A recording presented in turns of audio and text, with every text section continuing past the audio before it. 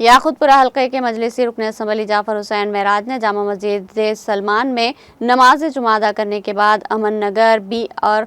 आसपास के इलाकों का दौरा किया। इस दौरान रुकन असम्बली जाफर हुसैन मेराज ने NP2 पाइपलाइन और CC रोड के जारी तरक्याती कामों का मुआयना किया। इस मौके पर रुकन असम्बली जाफर हुसैन मेराज ने मुकामी बाशिंदों से भी बातचीत की और उन्हें दरपेश मसाइल से वाक़फियत हासिल करके मसाइल को बरवक्त हल करने की यकीन दहानी कराई।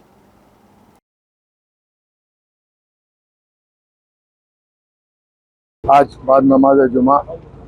हम मस्जिद सलमान में नमाज अदा करने के बाद अमान नगर भी जो तालाब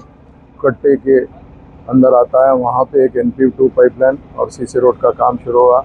उसका इंस्पेक्शन किया गया है। मैं मेरे साथ में मुकामी कारपोरेटर डॉक्टर समीना मैडम और मजलिस इत्तेहादुल मुस्लिमीन के तमाम सदर मोतमिन एक्टिव वर्कर नक़ीब मिल्लत की ख़ास निगरानी के अंदर ये कामों का आगाज़ हो रहा है और हबीब मिल्लत की क़ियादत के अंदर मैं आज के प्रोग्राम में जितने भी लोग शरीक थे मैं उनका तहे दिल से शुक्रिया अदा करता हूं।